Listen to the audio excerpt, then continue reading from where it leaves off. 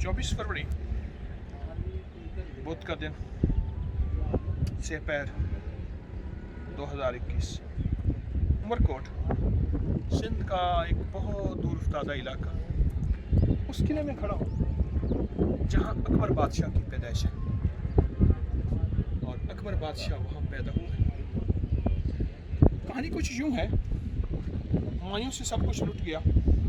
आपने तफसील से देखना है तो एक किताब है हुमायूं नामा जौहर आफ्ताबची की, जो कि हुमायूं के साथ चलते थे, उसके मुंशी कहूँ, उसका रोजनामचा लिखते थे। सब कुछ लुट गया, यहाँ आया और एक यहाँ के किलादार ने, बादशाह ने उसे पनाह दी। हुमायूं बाबर का बेटा था और बरे सगीर में मुगल बादशाहों की बुनियाद बाबर ने रखी है। और बाबर बेटा था और ये आया था फरगाना से, और फरगाना उज़्बेकिस्तान की एक सूबा है फरगाना। इसका सब कुछ लुट गया, यहाँ आके पनाह दी और इसी किले में अकबर पैदा हुआ। और जब अकबर पैदा हुआ इसके पास कुछ भी नहीं था, कुछ भी नहीं।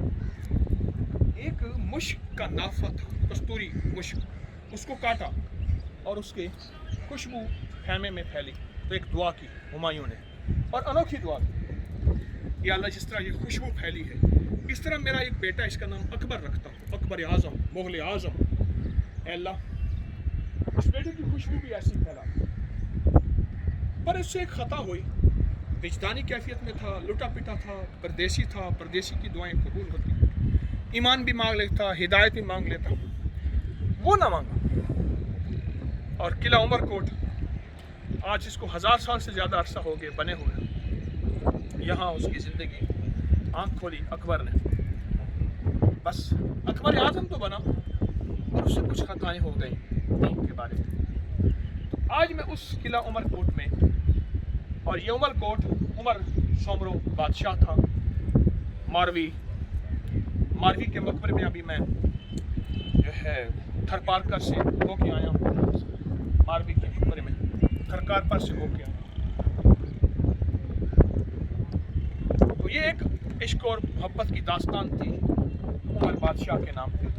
मैं उस किले में खड़ा, उमरकोट का किला, उसकी सीढ़ियाँ मैं चढ़ रहा हूँ और एक चीज़ का एहसास हो रहा है, उसकी फसील कितनी मोटी थी। यहाँ तो 2 गाड़ियों की जगह है और 2 गाड़ियाँ चल सकती हैं। देखिए कितनी लंबी सड़क है और ये सारे किले की फसील के चारों तरफ फिर रही है, अजब फिर रही है। और यहाँ फौजें होती थी बादशाह की। इस किले को मुरम्मत किया गया है, बादशाह की फौजें थी। अब शहर है इस दरमियान में सारा, उससे पहले तो कुछ भी नहीं था और फौजों का निज़ाम होता था। मैं आपको चल के इसका बाहर का हिस्सा दिखाता हूँ। हम बाहर का हिस्सा इसका देखते हैं। बाहर का हिस्सा